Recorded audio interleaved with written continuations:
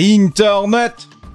3 avril 2019, bienvenue sur le Daily Buffer Podcast! Your daily source of madness, craziness, happiness! Daily source of inspiration and creativity. On a plein de trucs à jaser aujourd'hui. Ça va être un peu freestyle. On va réagir à ce qui s'est passé hier. Assez divisif comme sujet. Catherine, en fait, comme personnage. Catherine Dorion, Éric Duhem, deux personnages assez extrêmes qui ont fait réagir. On va se parler de ça. On va se parler de Jake Paul. J'ai découvert une nouvelle chaîne YouTube qui m'a captivé hier. Je suis resté captivé devant cette chaîne-là. Un gars qui parle de marketing, qui m'a fait voir Jake Paul d'un tout nouvel œil. Je veux vous parler aussi un petit peu de ce qui va s'en venir dans le vlog samedi. Je fais un giveaway pour les Patreons. J'ai fait un Creativity Pack. Le Creativity Pack. C'est un espèce de petit pack avec des outils pour le montage. Si jamais ça t'intéresse. Si jamais c'est ça. Si jamais tu veux pimper un peu. Ta production. Je le sors là parce que y a peut-être des gens qui vont s'en servir pour le microfilm GigaFest. Ça peut peut-être être utile. Il y a toutes sortes de trucs là-dedans, on va s'en parler un petit peu. Mais d'abord, j'aimerais ça que vous rangiez un peu vos trucs, les amis. Hein? Amis vengeurs, amis de la monarchie. Allez faire vos chambres, là. Allez faire un peu de ménage. Parce qu'on a de la visite, on a des nouveaux vengeurs. Des nouveaux vengeurs. On a plein de nouveaux vengeurs, en fait. Premièrement, Jason Rousseau. Je l'ai-tu ajouté, lui, au générique? Je vais aller voir si je l'ai ajouté au générique. Jason Rousseau, je pense que oui, je l'avais intronisé. Jason Rousseau qui est un nouveau commando. Je l'ai peut-être fait hier, mais je le refais ce matin. Caro Levasseur, nouvelle pimp, une pimp. Oh yeah. Proxénète, Sébastien Côté, pimp. Oh non, lui a enlevé son truc. Marc Thibault, nouveau ninja. Dominic Miller, nouveau ninja. Nouveau. Attends un peu. Simon Tardy, nouveau. Attends un peu. Qui c'est qu'on a là-dedans? Dominic Miller, nouveau pimp. Oh yeah. Et puis Simon Tardy, nouveau ninja. Ah ben voilà. C'est ce qui se passe dans la monarchie du stream. Beaucoup de nouveaux. C'est tellement cool. C'est tellement cool. Vous allez avoir accès au Creativity Pack. Aïe, aïe, aïe. Beaucoup de réactions hier sur... en fait, il y a eu des développements. Eric est satisfait de la réponse de... est satisfait de la réponse de Catherine. On écoute ça. C'est assez spécial comme réaction, tu sais. Vous allez voir, il réagit en pissou, d'Éric Duhem. Il me fait capoter. Il a réagi sur son show de radio.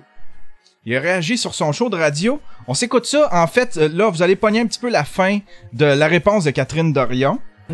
Autant les faiseurs d'opinion qui parlent. Puis là, vous allez voir, là, Eric, là, il va se prononcer sur la réponse. Qui ont un gros micro puis qui choisissent de pas vous faire face parce qu'ils ont peur de se faire bâcher par vous autres, parce qu'ils ont peur de perdre leurs élections, parce qu'ils ont peur de se faire poursuivre. Moi, aujourd'hui, je décide que je vais pas me taire. Ah, c'est ça. OK, elle décide de pas se taire, puis c'est son droit, puis mon but, ça a jamais été de la faire taire. Ben ouais, Eric. Ben ouais, ton but, c'était quoi ton but? C'est juste qu'elle me traite pas de criminel, puis qu'elle prenne conscience de sa responsabilité. Ah, t'as jamais traité de criminel. Quoique, dans les réactions, on m'a dit que ce à quoi Éric Duhem répondait, c'était pas le podcast avec Safia Nolin, mais ce serait plutôt un truc... qu'elle aurait dit dans une espèce de... Je sais pas trop, une manifestation ou une espèce de congrès ou... elle a dit ça sur un stage. Fait que là, ça change un petit peu. Ça change un petit peu les données si elle a dit ça ailleurs puis qu'elle l'a dit clairement de même. Mais en tout cas, de ce que j'ai vu dans le podcast, elle l'avait pas traité de criminel, là, les radios. Et hier, vous le savez, je l'ai dit, j'enclenchais un processus légal parce que je considère qu'elle a diffamé contre moi. Ah, Café Vrac. Je suis prête à mettre ça sur la glace.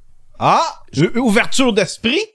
Colin, il est bien fin, Éric Duhem. Puis je comprends dans la vidéo, le moment donné aussi, elle dit que elle veut pas me parler en ondes, là, parce qu'elle dit que je suis trop crinqué ou je sais pas quoi, là. Ben, ou je sais pas quoi. T'as-tu vu comment tu l'as harcelé toute la semaine? Comment t'as été sur son cas toute la semaine? Penses-tu qu'elle va aller se présenter là? C'est devenu une affaire... C'est devenu, du moins, selon toi, une affaire devant la justice, tu sais. Là, il y en a un qui me faisait savoir dans les commentaires que c'était pas Éric Duhem qui avait envoyé une mise en demeure, mais c'était choix. Mais tu sais, si c'est choix, pourquoi que là, lui, il a le pouvoir de la retirer ou de la laisser là? Je veux pas y mettre des mots dans la bouche, là, je me souviens pas exactement des termes qu'elle utilise. Mais moi, je veux pas y parler en ondes nécessairement, mais je veux y parler de vive voix.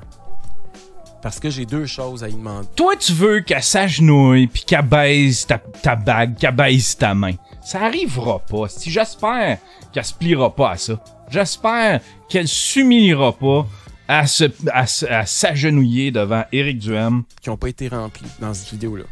D'abord, je suis content que pour moi, là, je sais qu'elle dit pas comme ça, puis je comprends, là, elle a peut-être pas l'humilité de le faire de cette façon-là, mais je comprends quand elle dit que je ne suis pas responsable directement ni indirectement d'envoyer du monde tuer d'autres mondes, là. Ben, je pense que c'est une forme de rétractation, puis pour moi, ça, là, c'est important. Je suis très heureux qu'elle ait fait ça, puis je veux la féliciter pour ça. C'est pas une forme de rétractation. Elle a juste utilisé le gros bon sens, tu sais. C'est toi qui as déformé ses mots. Elle t'a reprécisé ce qu'elle avait dit. Elle s'est pas rétractée, là, tu sais. Mais là, en tout cas, je sais pas si je vous fais jouer le reste, là, c'est inutile, là. Mais Éric Duhem, là, il s'est aperçu qu'il avait frappé un hostie de mur parce que cette femme-là est forte, elle a de l'affront, puis elle a pas peur d'Éric Duhem, puis elle a pas peur des radios qui vont la battre. Du moins des animateurs qui ont obsédé sur elle puis qui l'ont bâché à Québec. Elle a été le sujet de conversation à tous les jours à Québec. À tous les jours.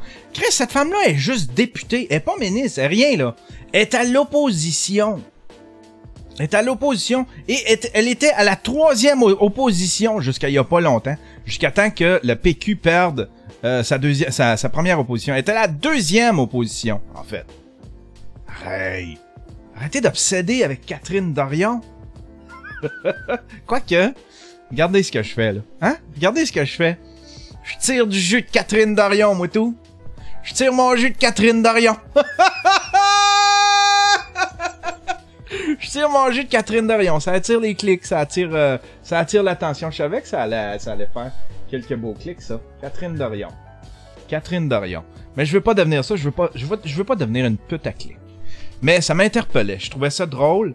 Mais c'est surtout qu'elle m'a surpris. Cette femme-là m'a surpris. J'ai fait comme « Ah, fuck! » Elle se tient debout. Puis elle a pas peur d'Éric Duhem. Éric Duhem qui a obsédé toute la semaine. Penses-tu qu'elle va se présenter là? Penses-tu qu'elle va se présenter là? Éric Duhem. Ben content qu'il ait pogné un nœud. Ben content qu'il ait pogné un nœud, ce cher Éric Duhem. Pour le reste, ses valeurs, ce qu'elle veut comme politique,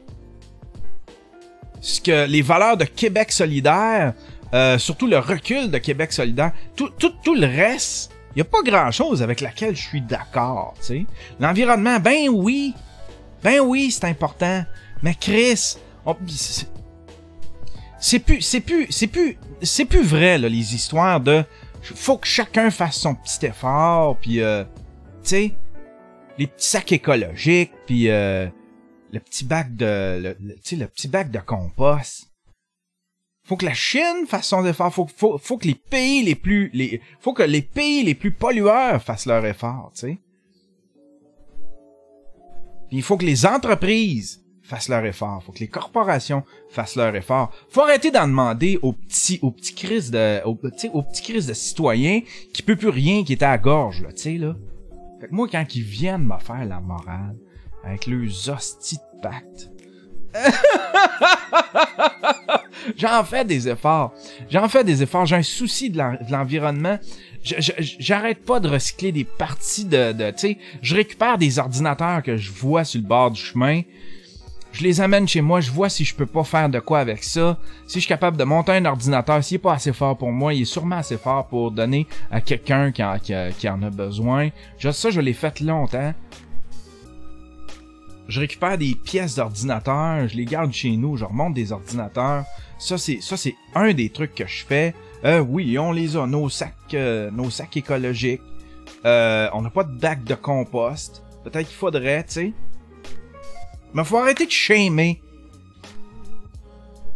Faut arrêter de shamer le petit citoyen. Faut commencer à shamer les corporations. Faut shamer le gouvernement de rien faire pour pousser les corporations à être plus écologiques. On peut rien, là. Tout seul, là, en tant que petit citoyen, on peut rien, tu sais. Sauf que je vais être là si Catherine Dorion lâche un petit peu les petits citoyens, puis si tout le monde lâche le petit crise de pacte, puis qu'on se réunit à la place, puis qu'on shame les grosses corporations qui polluent, puis les pays les plus pollueurs, tu sais. Le Canada se réchauffe 2 fois plus que tous les autres pays sur la planète Terre, paraît-il. Pourtant, le Canada est pas le plus grand polluant. Du moins, le Québec. Le Québec est une des provinces où est-ce qu'on fait un effort écologique, un effort environnemental, plus que les autres, tu sais. Oui, il y a toujours du chemin à faire. Mais à un moment donné, quand il y a rien que toi qui rame sur le bateau, tu sais, tu te rendras jamais, là. Tu sais, t'en as 50, là. T'es en train de ramer tout seul sur un paquebot. On rame tout seul sur un paquebot. On se rendra jamais. Fait que tu sais, arrêtez de demander de rame plus fort. Non, on peut plus, là. Tu sais. Maintenant, il y en a d'autres qu'il faut qu'ils fassent leur effort. Ah, c'est de même que je vois l'environnement. Parce que je crois tout à fait, je crois beaucoup, en fait, je crois en la science, je crois qu'il y a des changements climatiques, je crois que c'est causé par l'homme, je crois au changement climatique, je ne crois juste pas aux solutions qu'on nous amène, c'est tout le temps de piger dans nos poches. Avez-vous remarqué? Comment venir chercher une pièce dans ma poche va faire pousser un arbre? Va dépolluer l'air. Comment tu vas faire ça? Taxer. C'est tout le temps taxer. C'est amener le citoyen ici. Je suis tanné. Fait que je suis pas d'accord avec grand chose. Mais tu sais, je suis d'accord de faire un effort. Puis je suis d'accord que là, une des priorités, c'est l'environnement. Faut se concentrer sur l'environnement. Faut régler ça. Mais faut arrêter de penser faut arrêter ça, là, la petite affaire de on peut faire chacun notre petit effort, puis la petite crise de pacte de signalisation de vertu, virtue signaling. Ah, ben voilà, c'était ma réaction à Catherine Dorion et à Éric Duhaime. Éric Duhaime, pissou. Là, il s'est rendu compte que il était face à une femme qui se tient debout. Fait que là, il recule. Puis là, il recule, genre, moi, ça me satisfait.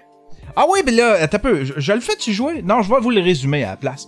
Là, dans sa réponse, Éric Duhaime fait « Je suis assez satisfait de sa réponse, c'est une forme de rétractation. Là, il lui reste qu'à retirer sa vidéo. Si elle retire sa vidéo, je verrai ce que je fais avec la poursuite. » Ah, c'est pissou! Asti de pissou! Ça voit à qui ça me fait penser? Ça me fait penser à ce gars à l'école, hein, qui voulait se battre avec tout le monde. Puis maintenant, il en a pogné un. Il a pogné son nœud. Il y en a pogné un qui a fait comme, OK, allons se battre. Puis là, d'un coup, le gars, il fait son coquille, là, il fait son petit coq. Une chance que je suis habillé propre. Parce que... t'en aurais mangé une maudite. Aïe. Qu'allez-vous faire aujourd'hui pour faire avancer votre... Je suis bien trop énergique. On va calmer ça avec une petite gorgée de café. Café vrac. J'aime mon café vrac. Qu'allez-vous faire aujourd'hui pour faire avancer votre projet, mesdames et messieurs? Qu'allez-vous faire aujourd'hui pour faire avancer votre projet? Un petit 5 minutes. Ça motive beaucoup de monde, juste cette phrase-là. sais? Je pense pas que ce soit moi, mais cette phrase-là, je pense qu'elle frappe dans l'imaginaire. Faut se la répéter. Qu'est-ce que j'ai fait aujourd'hui pour faire avancer mon projet? J'ai-tu fait de quoi pour faire avancer mon projet? Y a-tu de quoi que je peux faire pour faire avancer mon projet? Y a du monde qui ont monté des projets. Je connais des gardiens de sécurité qui se sont montés des entreprises. Dès qu'il y avait un petit 5 minutes, ils travaillaient sur le projet. Il y avait un petit cahier. Ils revenaient chez eux puis ils faisaient avant là. Ils mettaient en œuvre ce qu'ils avaient écrit dans leur cahier. Embarquaient sur l'ordinateur. Des gardiens de sécurité de nuit, là, qui avaient rien à faire, prenaient tout ce temps-là pour se monter un beau projet. Hein? Puis surtout, faut que tu t'assumes. Faut que tu t'assumes. Puis le jour où tu vas t'assumer puis tu vas dire, Chris, ça, c'est ça ma job. C'est une job. C'est une job. Puis tu peux le dire à ta blonde. Pas obligé de te chicaner avec, mais tu peux le dire à ta blonde, ça, c'est ma job. Oui, je vais prendre un petit 5 minutes, mon amour, parce que ça, c'est ma job. Je vis pas encore de ce que je fais. Je vis pas de mon podcast, de ma chaîne YouTube. Je vis de tout ça converger, mais je suis pas indépendant. Je pourrais pas partir tout seul. Je pourrais pas quitter Mike. Je pourrais pas arrêter soudainement Passion plein air l'hiver. Mais je le traite comme une job. C'est ma job, c'est une partie de ma job. C'est le jour où j'ai commencé à faire ça. Le jour où j'ai commencé à m'assumer. Parce qu'on dit tout le temps, ouais, tu sais, on est gêné. J'étais gêné de ma chaîne YouTube, tu sais. Yann, qu'est-ce que tu fais dans la vie? Tu sais? Ah, tu sais, je fais du montage. Ah ouais, j'aime ça tes vidéos. Tu sais, ouais. Puis là, à chaque fois, je me justifiais. Ah ouais, mais tu sais, ça, c'est... je m'amuse. Je fais ça pour m'amuser.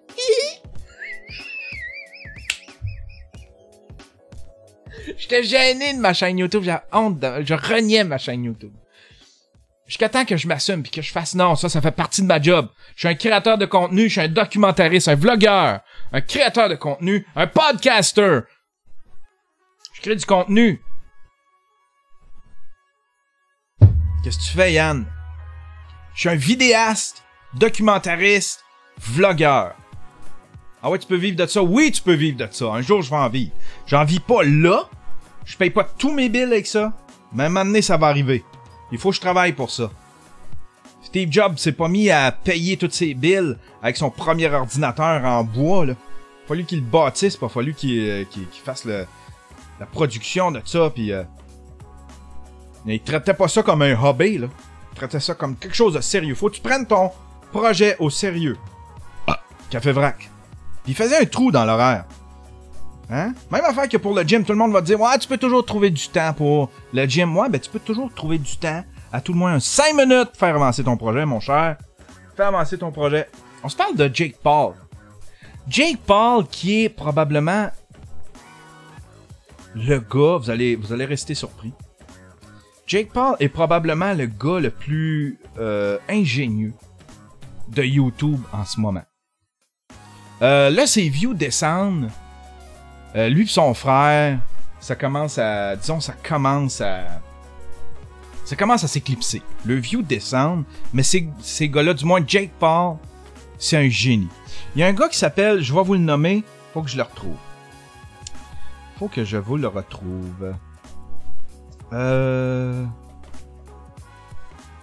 Marketing Mania. Allez voir ça, la chaîne Marketing Mania. Le gars a fait une vidéo sur Jake Paul. Le gars, il fait plein de vidéos. C'est un Français. C'est une chaîne francophone. C'est un Français. Le gars, il a fait une vidéo sur Jake Paul. Ah, ça a l'air d'avoir été fait quand même assez... il y a assez longtemps. Vidéo. Où est-elle, sa vidéo? Ici. Ça fait plus d'un... Ça fait un an de ça. Comment dominer sur YouTube.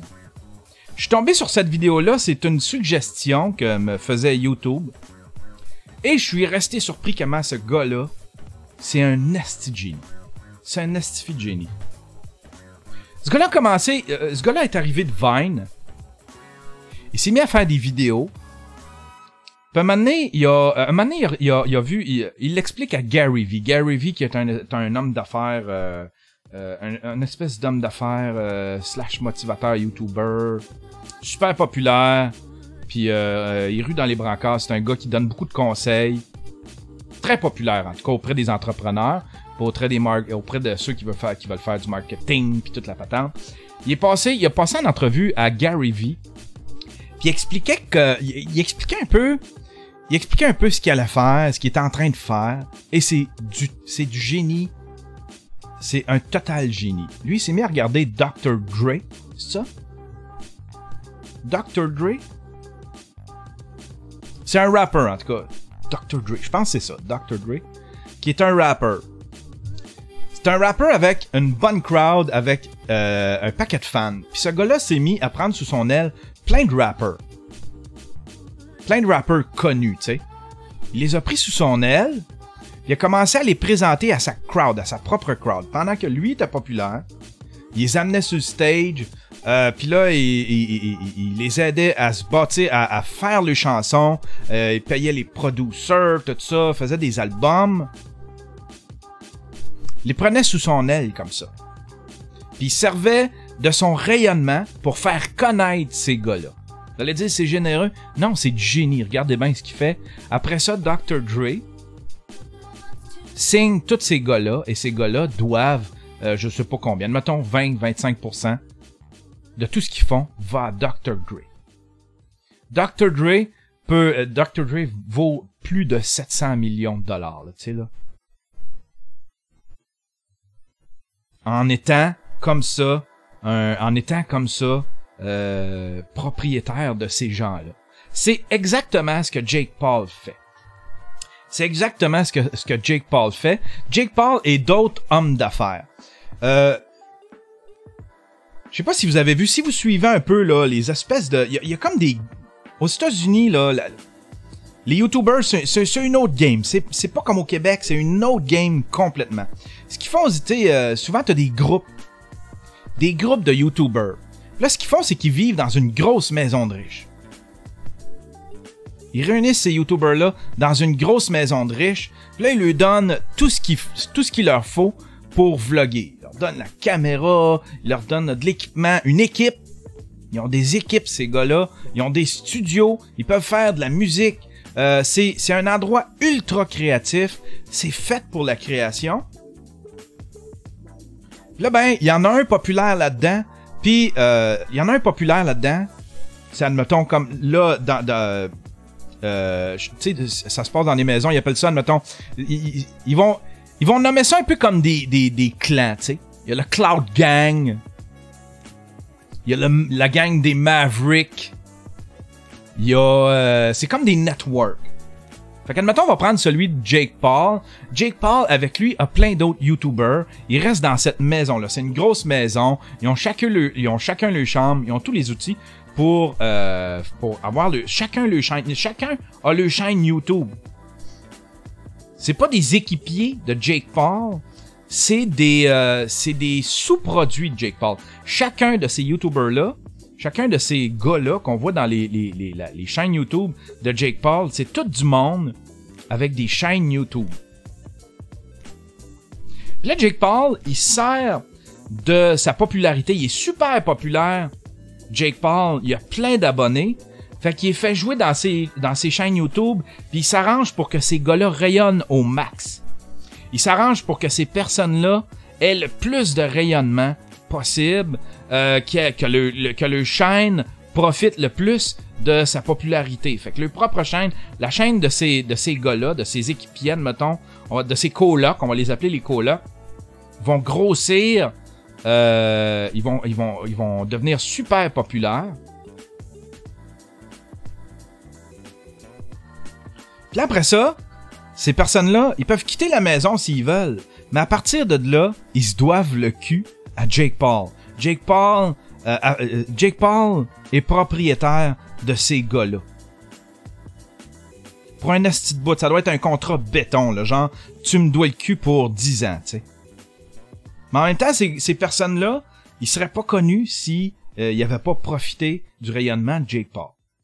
Fait que Jake Paul peut prendre sa retraite, même si Jake Paul est de sa popularité baisse, il est de moins en moins populaire, il a moins de vues.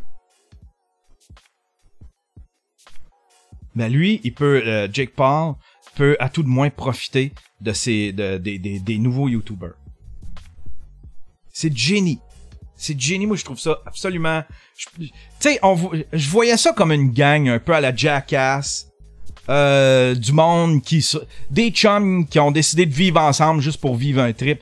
C'est bien au-delà de ça. C'est une grosse industrie. Il y a Jake Paul qui le fait, puis il y a des hommes d'affaires qui le font aussi, qui vont financer des YouTubers. C'est des réseaux complets de YouTubers. Du génie. Du génie. Allez voir ça, ça s'appelle Marketing Mania. C'est une chaîne... le gars, il explique assez bien toutes sortes de trucs. Il a parlé entre autres de Gillette, la pub de Gillette. Comment ça avait été un flop, pourquoi ça a été un flop, ce qu'il aurait dû faire. C'est du génie. Pour revenir à Jake Paul, c'est du génie. Je sais pas si ça serait un modèle qu'on pourrait reproduire ici, tu sais. Mais je trouve que le Québec profite pas assez de ces YouTubers. On prend pas ça assez au sérieux. Tu sais, on l'a vu avec P.O. Baudouin. Tout ce qui est influenceur, tout ça, on prend pas ça au sérieux ici. On déteste ça. Alors que c'est un business incroyable. Mon ami Christian Hamel, Souk Media, si t'es un créateur... si t'es un créateur de contenu, là, je vais te donner 2-3 petits hints. Je vais en parler plus en détail un moment donné avec lui. Mais c'est un créateur de contenu, c'est un YouTuber. Un podcaster. Va tout de suite t'inscrire à Souk Media. Souk Media, on va aller voir. On va aller voir dans la control room. Souk Media.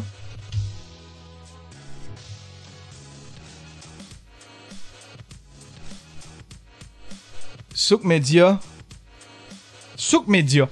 C'est mon ami Christian Hamel qui est en train de lancer cette plateforme-là. Et puis, c'est une plateforme qui va réunir... C'est une espèce de Tinder entre les marques, entre les annonceurs et les créateurs de contenu. Il veut réunir... C'est une espèce de Tinder, c'est une espèce d'interface facilitatrice, disons, pour les marques de pouvoir annoncer. C'est comme une espèce de guichet automatique où est-ce que une marque peut arriver puis elle peut décider d'annoncer. Puis elle va trouver là-dedans les influenceurs dont elle a besoin ou les créateurs de contenu dont elle a besoin. Souk Media. C'est comme une plateforme toute automatisée. Puis là, il y a besoin de créateurs de contenu. Fait qu'allez vous inscrire, ça coûte rien. Vous inscrivez, vous remplissez, il y a une espèce de wizard pour remplir ça. Allez vous inscrire là-dessus si vous êtes un créateur de contenu. Puis vous allez être là quand les marques vont arriver. Puis d'après moi, ça va arriver. J'y crois beaucoup à son projet. C'est un beau projet. Puis Christian, va voir ça. Probablement que tu la connais, la chaîne. Mais le gars, il s'appelle Marketing Mania. Puis je suis certain que toi, tu vas triper. Christian, c'est un gars qui tripe là-dessus de marketing. Puis c'est un gars de... Il va essayer... Vraiment, son intention, c'est de réunir les créateurs de contenu. Puis lui, il aimerait... Tu sais, le podcast, entre autres. Le podcast qui est comme l'oublié. L'oublié de tu sais, les podcasts, c'est des influenceurs, là, tu sais. Là, tout le monde sont bandés sur Instagram, mais les podcasters sont oubliés ici au Québec. Pourtant, il y a tellement d'argent à faire avec les podcasters. Il y a tellement d'argent à faire avec les podcasters. Les gens se réveillent à peine avec sous-écoute, là. Mais il y a beaucoup d'entreprises. Terrien. Ils ont commencé à... Ils font pas juste commanditer sous-écoute. Ils ont commencé à approcher des podcasters pour les financer, pour les commanditer, tu sais. Les marques s'en viennent. Mais si vous voulez participer à ça, allez vous inscrire sur Souk Media. Ça vous engage à rien. Vous pouvez avoir vos propres deals. Si jamais quelqu'un a un deal de quoi avec vous autres, vous pouvez avoir vos propres deals. Mais là, pour l'instant, ils cherchent des créateurs de contenu. Puis à un moment donné, les marques vont arriver, je vous le dis. On va vivre une belle ère. Ça s'en vient ici au Québec. On est tout le temps 10 ans en retard. Ben là, pendant que ça va baisser aux États-Unis, peut-être qu'ici, ça va monter.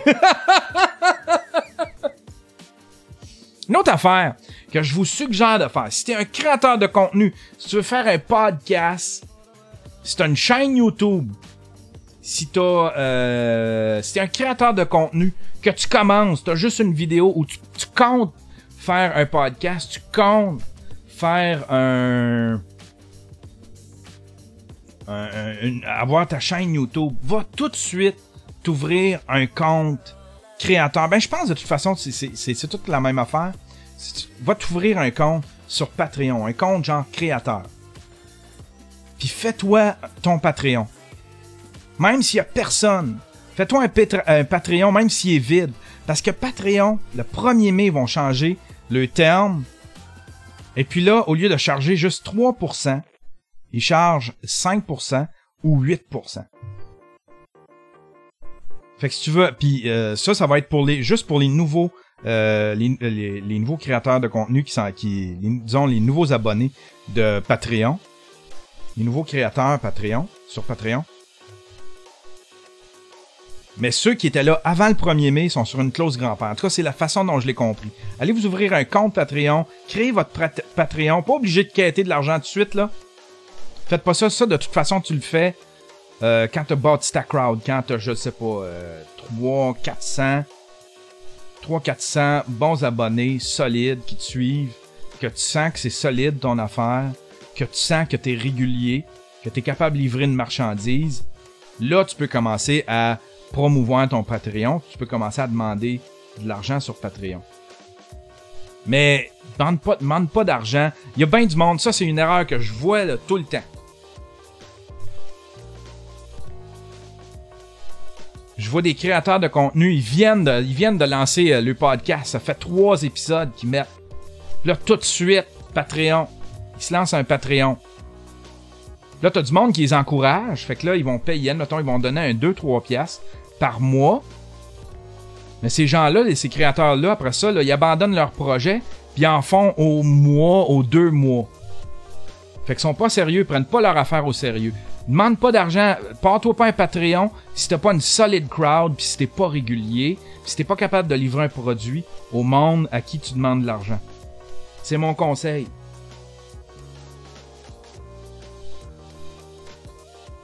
À un moment donné, là, parce que moi avant Patreon, j'avais un autre système. C'était avec PayPal, c'était un monthly PayPal fee, tu sais. C'était, j'avais plusieurs boutons PayPal, puis là, ben, tu pouvais donner de l'argent au mois, soit, c'était à peu près la même affaire, là, 2, 3, 5, 2, 5, 10, 25. Ça marchait bien. Mais à un moment donné, quand j'étais dans ma dépression, à un moment donné, j'étais plus régulier. Je livrais un show 2, 3 semaines. Puis j'ai fait comme, OK. Fait que j'ai tout arrêté, j'ai désabonné tout le monde. J'ai désabonné tout le monde. Tout le monde me disait, mais pourquoi tu m'as désabonné, tu sais? C'est parce que j'ai dit, je fais le cheap, là. Je peux plus prendre ton argent. Ça me met de la pression. Je fais le cheap de prendre ton argent pour rien. Je suis en train de rien te livrer, tu sais? Fait que faut que tu sois sérieux. Si tu t'embarques dans un Patreon, là, c'est pas juste... C'est parce que je vois du monde qui tout de suite pense au Patreon, tout de suite pense à faire de l'argent. Commence donc par faire du contenu. Fais ton contenu. Fais du contenu. Puis après ça, tu penseras à l'argent, tu sais. Si t'as fait deux épisodes de podcast, si t'as fait 4 vidéos sur YouTube, c'est gênant. Moi, je trouve ça gênant de te voir commencer, partir un Patreon, tu sais. Après ça, t'as du monde qui t'encourage, tu sais, qui font comme, ben, je vais l'encourager. Puis là, la personne abandonne son projet, puis elle le prend pas au sérieux. Je trouve ça ultra frustrant. Ultra frustrant.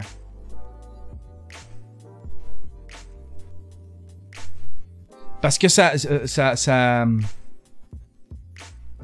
discrédite beaucoup de projets sérieux, tu sais. Ça se mérite, ben pas que ça se mérite, mais oui, ça se gagne un Patreon. Ça se gagne un Patreon. J'ai de l'air choqué, hein, mais je suis un peu. Je vois du monde se partir des projets. Là, ils sont super motivés, mais tout de suite dans leur tête, je les vois penser à l'argent. Là, je fais comme, Chris qui va se planter. Il va se planter, lui.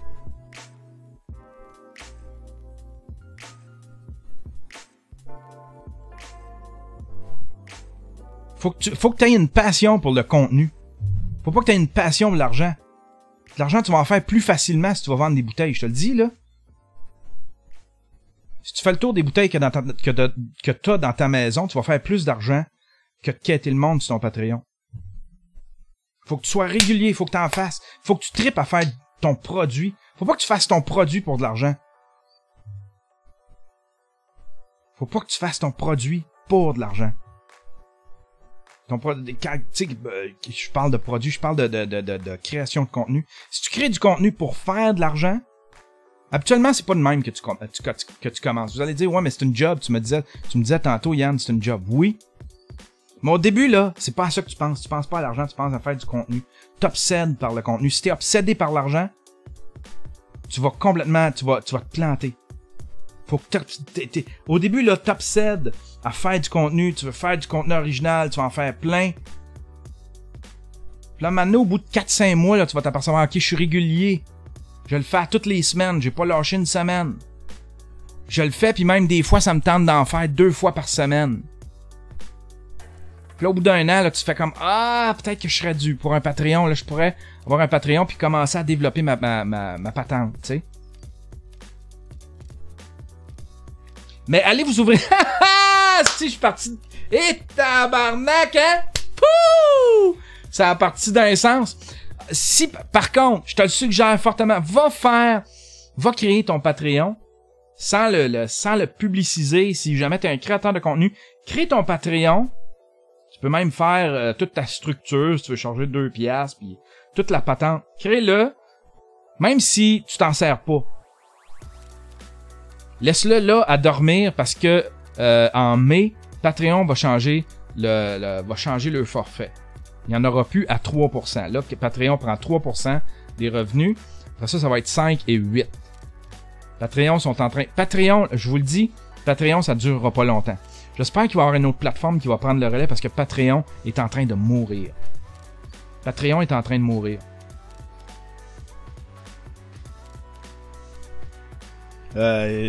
Jack Conte l'a dit, c'est pas un modèle qui est viable. Là, ils savent plus comment faire de l'argent avec ça. C'est pas un modèle viable. Pourtant, c'est juste des middlemen qui prennent l'argent de quelqu'un puis qui le donnent à quelqu'un d'autre. C'est une petite plateforme, tu sais. Je sais pas c'est quoi qui lui coûte de l'argent tant que ça. C'est-tu le fait qu'il héberge les audios? Il aurait peut-être jamais dû s'embarquer là-dedans. L'hébergement d'audio, puis de podcast, parce qu'effectivement, ça peut devenir lourd. T'sais, si tu héberges des fichiers, ça peut devenir lourd sur une structure. Mais sinon, pour le reste, c'est tellement simple. C'est tu prends de l'argent, tu prends ton 3%, tu y donnes le reste. C'est juste ça, Patreon, là, tu sais, là. C'est un petit réseau social où ce que les gens peuvent écrire. Oui, ça demande des serveurs, ça demande du coding, tout ça. Ça demande une structure, mais c'est pas une structure, admettons, comme... Je sais pas, tu sais. C'est pas une structure si compliquée que ça. Mais Jack Conte dit que c'est un modèle pas viable. Puis là, ils grattent les fonds de tiroir. Ils savent plus quoi faire de l'argent avec ça. Fait que ça va mourir bientôt. Parce que là, ils ont commencé à vampiriser les créateurs de contenu. C'est la même affaire qu'à mp3.com dans les années 2000. mp3.com, il y en a plein qui l'ont déjà entendu, cette histoire-là. mp3.com, c'était la meilleure place pour les créateurs de contenu. C'était comme le YouTube de ceux qui font de la musique. C'était littéralement le YouTube de ceux qui font de la musique. Fait que si tu faisais de la musique, t'uploadais ta musique sur mp3.com, là, les gens allaient l'écouter, puis à chaque fois qu'il y a quelqu'un qui écoutait ta musique, t'avais de l'argent. Parce qu'il y avait des pubs dans ce temps-là, les bandeaux publicitaires, c'était ultra payant, tu sais. Puis là, un moment donné, c'était un modèle qui était pas viable. Tu sais, probablement qu'il sortait plus d'argent qu'il en rentrait. Fait que là, ils se sont mis à vampiriser les créateurs de contenu. Fallait que tu payes premium pour pouvoir être payé. Fait que fallait payer un forfait premium pour pouvoir tirer de l'argent des revenus publicitaires. Tu sais, c'était devenu ridicule, puis à un moment donné, ça a fermé. Ça, j'ai vu plein de sites faire ça. Quand tu commences à vampiriser tes créateurs, Facebook, c'est pas pour rien là qu'ils cherchent toutes sortes de moyens, puis là ils vendent l'idée de la vie privée, puis on va refermer ça, puis Facebook là c'est devenu trop gros, là faut que ça grossisse encore parce que tu sais ils sont en bourse. Quand t'es en bourse, tu peux pas te permettre tu peux pas dire ok bon ben on va topper là, puis on va vivre de même. Non, les actionnaires c'est pas ça qu'ils veulent, tu sais. Les actionnaires veulent que ça grossisse encore plus. Quand t'es des actionnaires, tu peux pas te permettre comme un dépanneur de juste voguer, tu sais, puis juste flotter comme ça, à la même hauteur. Faut tout le temps que tu grossisses. Mais là, ils ont pas mal tiré tout ce qui pouvait être profit en vendant des informations avec les publicités. Fait que là, ils ont commencé à vampiriser les créateurs. Fait que là, ce qu'ils ont fait, ils ont commencé à fermer les communications. Puis si tu veux communiquer avec le plus de gens possible, il faut que tu commences à payer. Là, Patreon, c'est la même affaire. Fait que si vous voulez profiter de Patreon, allez vous ouvrir un compte créateur, allez faire votre Patreon, laissez-le dormir là. Puis quand ça va être gros, si Patreon est encore vivant, vous allez pouvoir en tirer profit. Hey, c'était tout pour cette semaine. C'était pas mal mélangé, hein? C'était pas mal mélangé. Ah, je veux vous parler du j'en ai-tu parlé du Creative le Creative Pack? Samedi, là aujourd'hui, si ça fonctionne, je l'ai essayé hier. Pas que je l'ai essayé, mais si ça sortait pas, j'avais de la misère à m'exprimer. J'avais de la misère à je sais pas pourquoi, mais j'ai essayé de vlogger puis ça fonctionnait pas. Mais aujourd'hui, ce que je fais, c'est que je vlog. Je vais vous donner des trucs pour avoir... En fait, le vlog, c'est comment j'arrive à avoir une espèce de petit film look dans mes documentaires. Je me suis fait poser la question. C'est pas la façon de faire officielle, mais c'est ma façon de faire à moi. Fait que je l'explique comment je fais. C'est pas mal à la bonne franquette. Puis avec ça, je vais donner un Creativity Pack. Est-ce que je devrais pas le nommer de même, je vais peut-être y trouver un autre nom. Le Creativity Pack. Le Creativity Pack. Je donne un Creativity Pack. C'est tout simplement un dossier avec des overlays, des gradient wipe. Il y a des textures que tu peux mettre par-dessus ton film pour que ça ait un look VHS ou un look 8 mm. Un lot, 2-3 lots, un peu style cinéma que j'ai fourré là-dedans. Des barres noires pour avoir un look cinémascope, cinématique. En tout cas, toutes sortes de trucs qui peuvent pimper peut-être ton petit film. Ça, je veux le faire avant le microfilm GigaFest. Peut-être qu'il y a des gens qui vont vouloir s'en servir. Allez, bonne journée tout le monde. Allez vous abonner à mon Patreon parce que le Creativity Pack, il va être juste disponible pour mes Patreons. C'est rien d'extraordinaire, là. Je veux dire, si t'aimes pas mon podcast, si t'aimes pas mon vlog, puis tu penses que la clé de ton succès, c'est dans mon Creativity Pack, là, abonne-toi pas à mon Patreon. Mais si en tout cas, si jamais tu veux l'avoir puis t'es intéressé à avoir à avoir ton nom dans mon générique dans mon générique de documentaire, avoir ton nom sur mon vlog, sur mon voyons sur mon podcast, si vous voulez avoir vos noms sur mon podcast, les commandos, je le répète, les commandos ont le nom sur mes podcasts et mes vlogs, les samouraïs aussi, et puis tout le monde, tous mes Patreons ont leur nom dans mes documentaires, dans mes featured films. Et puis t'as aussi accès, quand t'es Patreon, t'as accès au contenu audio avant tout le monde. Pour la vidéo, ça s'en vient. Je sais pas ce que je vais faire encore avec ça. Là, pour l'instant, ce qui fonctionne le mieux pour moi, c'est quand je le poste comme ça, directement quand ça sort du four. Allez, bonne journée tout le monde!